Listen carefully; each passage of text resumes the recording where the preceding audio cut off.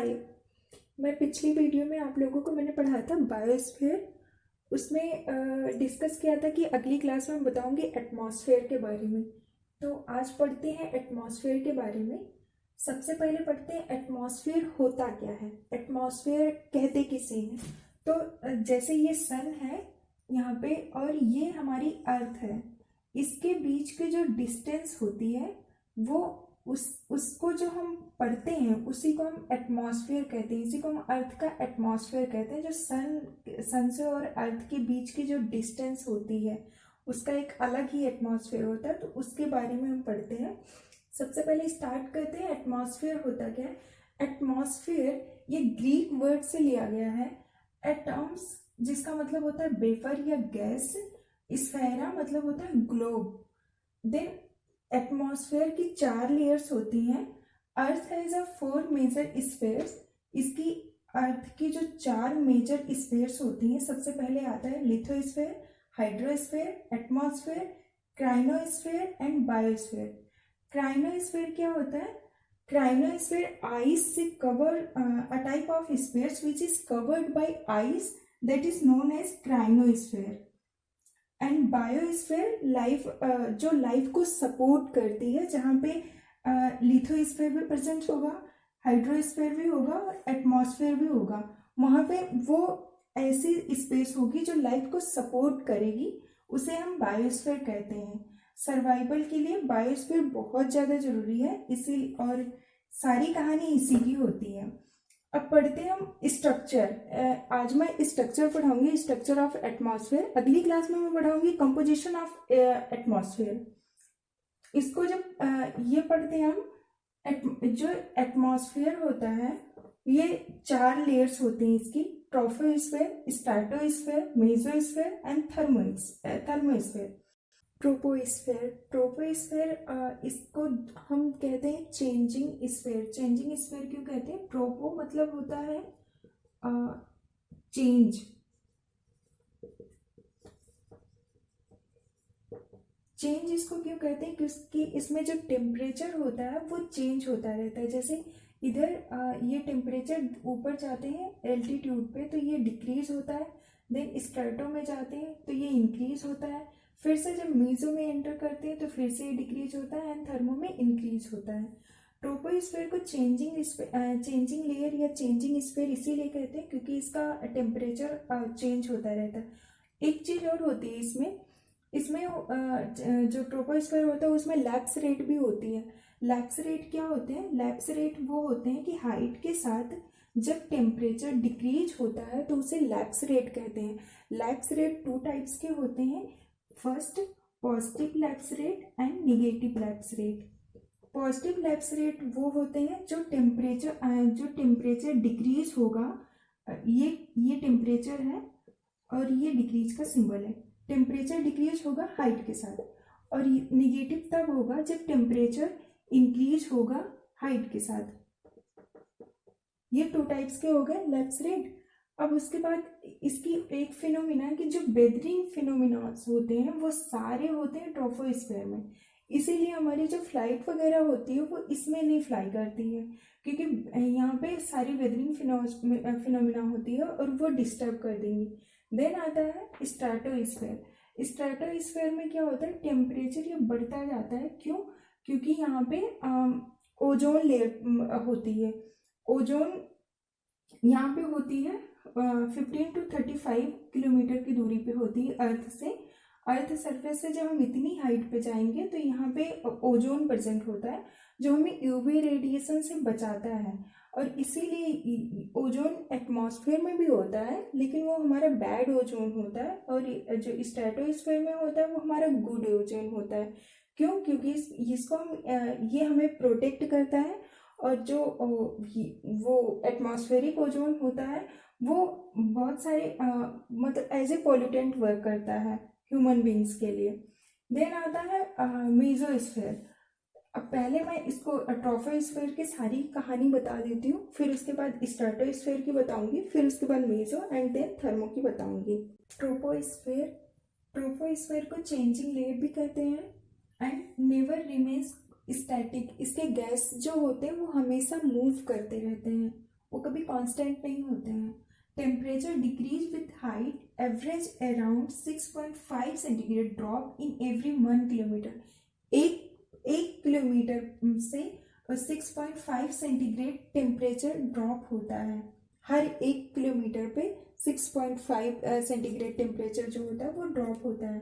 Ground absorb this radiation and the heat the tropospheric air by conduction and convection. मतलब जो troposphere होता है वो ऊपर हाइट की तरफ मूव करने पे वो उसका टेम्परेचर जो होता है वो ड्रॉप क्यों करता है?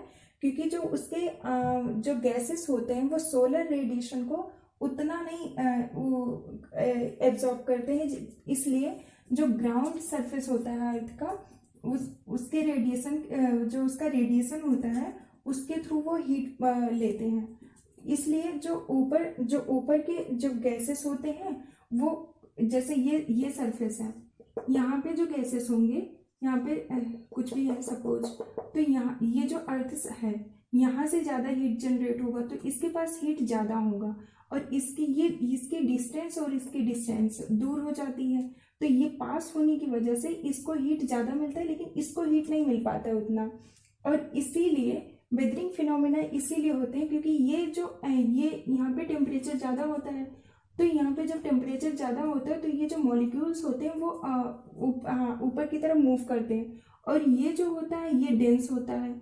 यहाँ पे जो गैसेस होती हैं वो कोल्ड होती हैं, तो ये जो होता है इसकी ग्रेविटेशनल फोर्स की वजह से ये नीचे आने की कोशिश करते हैं और ये ऊपर जाने की, क्योंकि ये हल्के होते हैं तो ये दोनों आपस में टकराते हैं, और इसीलिए जो वेदरिंग फिनोमेना होती है वो सारी ट्रोपोस्फीयर में होती है। दूसरा है इसकी हाइट वेरी क्यों करती है? जैसे कि पोल्स पे इसकी हाइट 7 to 8 किलोमीटर होती है, और इक्वेटर पे अगर देखा जाए तो इस पे 20 किलोमीटर या 16 to 20 किलोमीटर होती है। क्यों? क्योंकि जो पोल्स होता है जैसे ये जो अर्थ है, एक तो उसकी शेप उसका एक रीज़न हो सकता है, क्योंकि अर्थ जो होता है वो हमारा जियोइड शेप का होता है, वो गोल नहीं होता है बिल्कुल से। तो यहाँ पे जो सन, ये इक्वेटर है, यहाँ पे अर्थ मेरी थोड़ी अच्छी नहीं बनी है बट कम कर लेना कंप्रोमाइज। तो यहाँ ये जो सन रेज होती है यहाँ पे ये ज़्यादा आती है और पोल पे नहीं आती है, तो यहाँ पे जो इसके गैस मॉलिक्यूल्स होते हैं वो दूर दूर होते हैं, और यहाँ पे टेम्परेचर बहुत कम होता है, इसलिए जो मॉलिक्यूल्स होते हैं वो पास पास रहते हैं। जैसे अगर गर्मी होती है तो हम इकट्ठे नहीं बैठते हैं, थोड़ा दूर दूर बैठते हैं, तो वैसे इनका भी वही सीन होता है, तो ये दूर दूर होते हैं। तो इनका जो एटमॉस्फेयर बनाते हैं जो ये दूर होने की वजह से इनका रेंज जो होता है वो बढ़ जाता है, और इनका रेंज जो होता है वो कम रहता है, इसलिए इसका जो रेंज होता है वो वेरी करता है। यहाँ पे 16 to 20 हो जाता है, और यहाँ पे 7 to 8 हो जाता है। देन दूसरा रीज़न हो सकता है कि ग्रेविटेशनल पुल। अब ग्रेविटेशनल का क्या मतलब है? एक तो ये ग्रेविटेशनल ऐसा है कि ये जो होता है ग्रेविटेशनल जो फोर्स होता है वो हम यहाँ बीच से देखते हैं, तो ये जो होता है ये थोड़ा दूर होते हैं। फिर ये एक जो खिंचाव होता है तो इनका ज़्यादा होता है और इनका कम होता है, इसलिए भी ये इनकी रेंज जो होती है दूर तक होती है, इसलिए ये जो होता है इनकी जो डिस्टेंस होती है वो 16 to 20 हो जाती है। फिर आता है एक सेंट्रीफ्यूगल फोर्स। सेंट्रीफ्यूगल फोर्स क्या होता है? जब अर्थ हमेशा घूमती रहती है तो रोटेट करती है, तो जो उसको एक फोर्स लगता है वहाँ पे, जिसको वो अपनी पाथ से डिसबैलेंस ना हो, इसलिए वहाँ पे ये सेंट्रीफ्यूगल फोर्स भी वहाँ पे वर्क करता है। स्ट्रेटोस्फेयर की जो हाइट होती है अर्थ से वो होती है 12 to 50 किलोमीटर।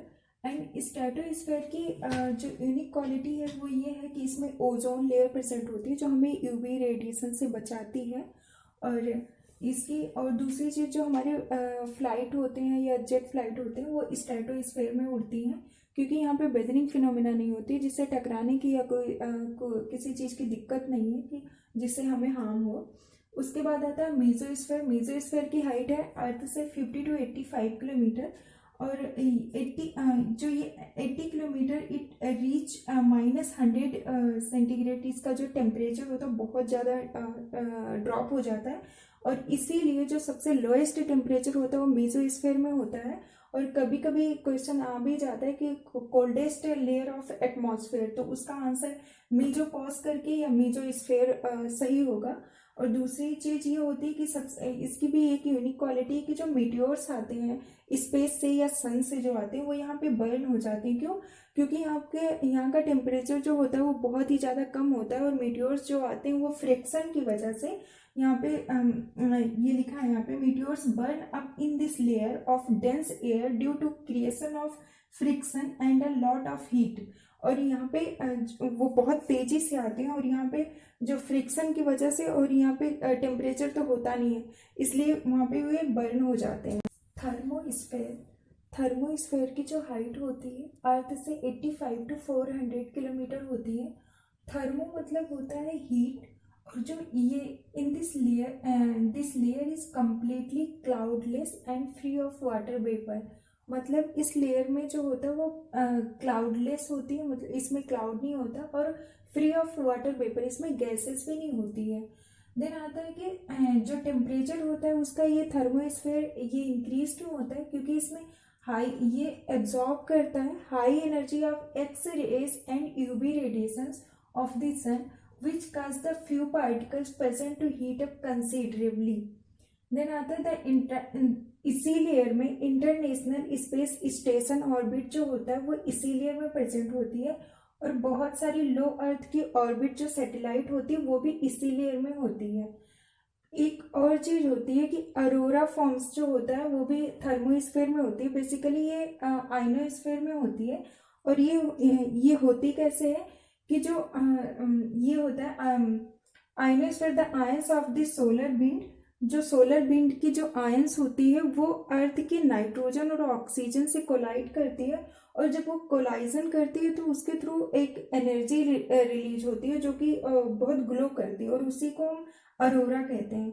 थर्मोस्फीयर फिर दो पार्ट में डिवाइड हो जाती है, पार्ट में नहीं कह सकते लेकिन आगे चल के थोड़ा वो दो चीज़ों में उसको डिवाइड कर दिया गया है कि एक आयनोस्फीयर और एक एक्सोस्फीयर। एक्सोस्फीयर जो होती है वो अर्थ की आउटर मोस्ट लेयर होती है जिसके ऊपर फिर कोई एटमॉस्फेयर की लेयर नहीं होती, और जो आयनोस्फीयर होती है इसमें जो मॉलिक्यूल्स होते हैं वो आयन के फॉर्म में प्रेजेंट होते हैं, पॉजिटिव और निगेटिव।